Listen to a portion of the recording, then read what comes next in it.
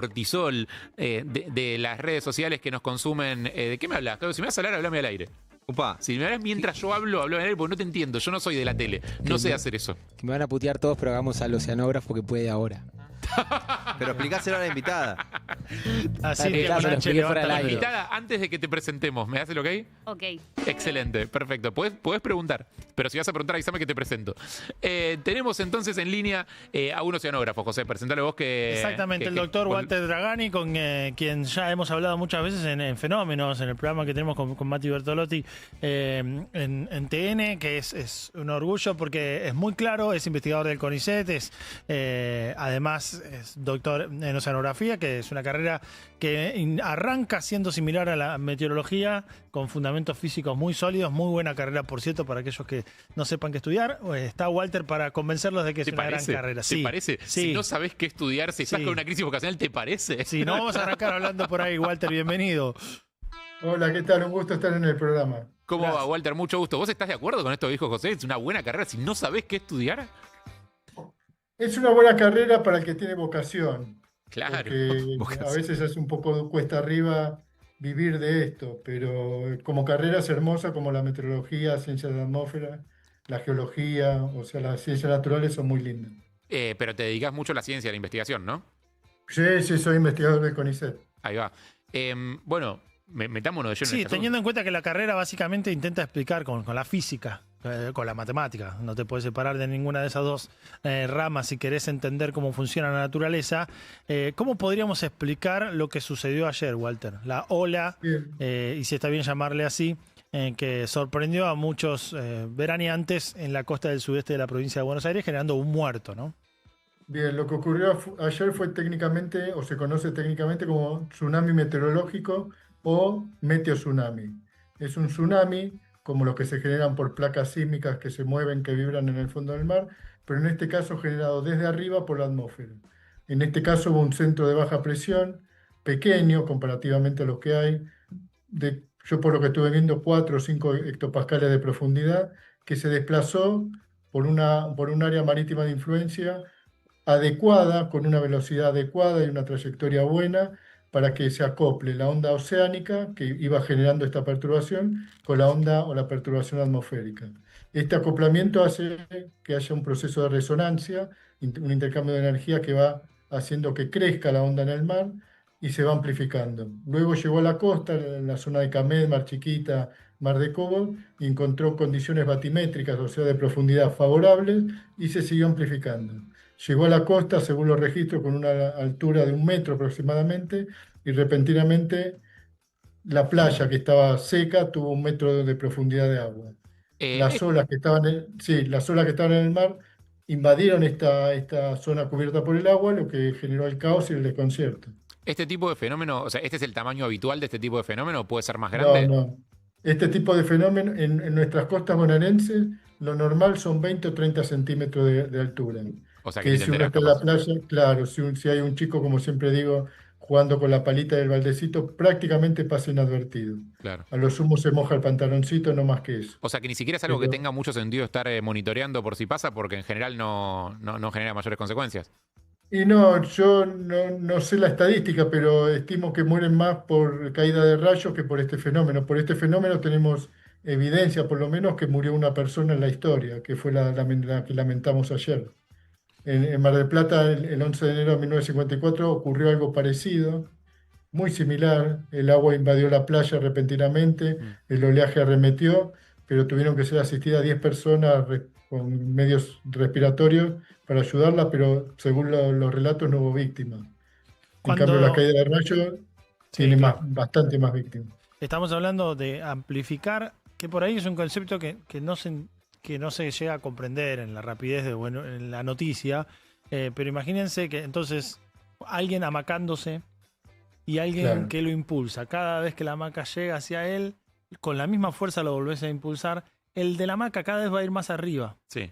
¿Está bien? Entonces lo que Walter nos cuenta es que el mar es agitado por el viento y por ese centro de baja presión, que es ni más ni menos que eso, una zona en donde de un lado tenés aire frío y del otro lado tenés aire cálido. Pero eso pasa bien lejos de la costa, frío, ¿no? Sí, pasaba a lo largo de la provincia de Buenos Aires, entraba al mar, Y sí, era una división de a veces 300, 400, 500, 600 kilómetros de largo. Entonces ahí se da una zona de mínima presión, donde el aire pesa menos. Lo voy a explicar así para que se entienda. Y al norte y al sur de esa división hay un poco más de presión.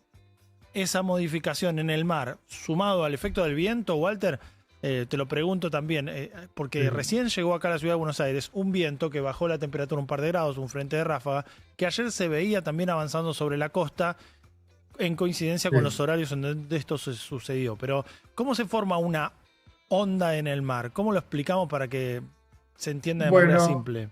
El viento es un síntoma del sistema, no es la causa generadora. Bien. O sea, el viento acompaña al centro de presión, como decís, como es pequeño y alargado, hay un cambio rápido de dirección de casi 180 grados cuando pasa este sistema. De la ¿Cómo dirección se del forma? viento. Claro, de la dirección del viento. Si uno tiene una superficie grande de agua y disminuye la presión atmosférica es el peso de la columna de aire sobre la superficie. Si yo hago disminuir el peso de esa columna de aire, el agua tiende a elevarse un poquito, porque la presión no le pongo menos peso. Más o menos se estima que si está todo quieto, por cada hectopascal que agrego a la presión atmosférica, el agua se deprime 1 centímetro. Y si saco 1 hectopascal de la atmósfera, el agua aumenta 1 centímetro. Esto se llama fenómeno del barómetro invertido. Algo así como lo que sucede en un sifón, digo, ¿no? Que el agua se eleva por donde hay menos presión. Dentro del sifón hay mucha presión. Cuando vos abrís el sifón, jalando por el centro sube el agua, ¿se entiende, no? Sí. Algo similar sucede cuando hay menos presión en una zona del mar. Y esto es en una condición... Sí, perdón. Y ese aumento... ¿Cómo avanza ese aumento del nivel del mar? Porque llega eso a la costa. Es en una condición estática, porque estamos hablando de 4 centímetros, si hubo 4 hectopascales, 5, pero la onda llegó a 1 metro. ¿Cómo se amplificó?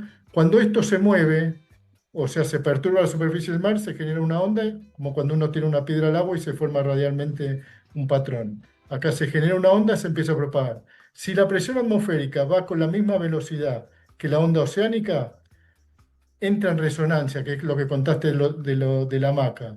O sea, cuando la hamaca llega al punto máximo de altura y yo con el dedo le pongo mínima energía, aumento la amplitud.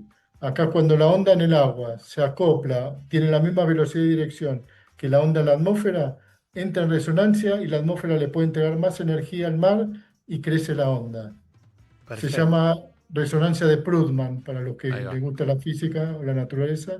Y esto ocurre porque las velocidades de propagación de la onda en el océano y de la onda en la atmósfera son muy parecidas y están en el denominador de un cociente. Entonces tiende a 0 y el cociente teóricamente tiende a infinito. Ahí ya creo que nos perdimos ahí un poquito. Ahí se perdió, pero hay una armonía entre las dos ondas, entre lo que le pasa a la atmósfera y al mar, que hacen que se entregue energía muy eficientemente. La atmósfera le puede pasar con pequeños golpecitos, digamos, amplificaciones de la onda. Necesita poco esfuerzo para que crezca. Y después llega a la costa. Y ahí después llega a la costa, y en la costa lo que hay es como más que una ola, es como una crecida repentina. Es la típica imagen del tsunami que tenemos en la cabeza. No es una ola que rompe, es como una elevación que invade la playa. Primero retrocede. Claro, porque eso es cierto que no sé, capaz que por la descripción literaria, cuando alguien te dice lo que es un tsunami, uno se imagina que de repente llega una ola gigante que arrasa con todo, y después cuando ves los videos, medio de morboso, son un poco decepcionantes porque lo que ves no es tan espectacular en el sentido de que impactante la naturaleza. O sea, lo que ves es una crecida.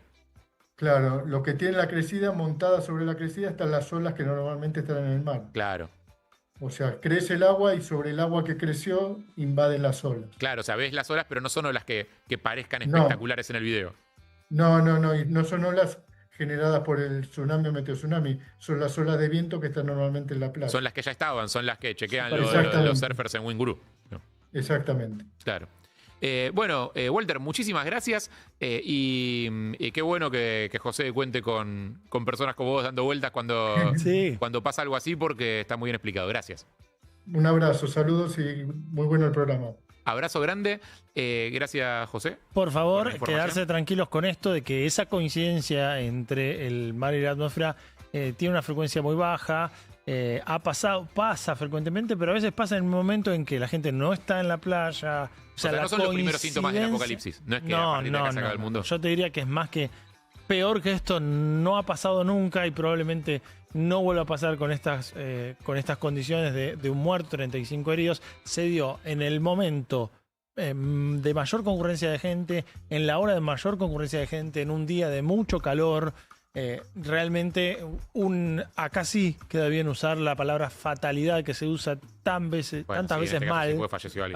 La fatalidad es cuando parece que el destino hizo todo para que se dé lamentablemente un muerto. Con una ola con olas como las que vimos no tendríamos que tener más que heridos leves. Ahí va, gracias. Y en instantes tenemos una invitada de esas que te pone de buen humor, o al menos esa es la presión que ponemos sobre sus hombros. En instantes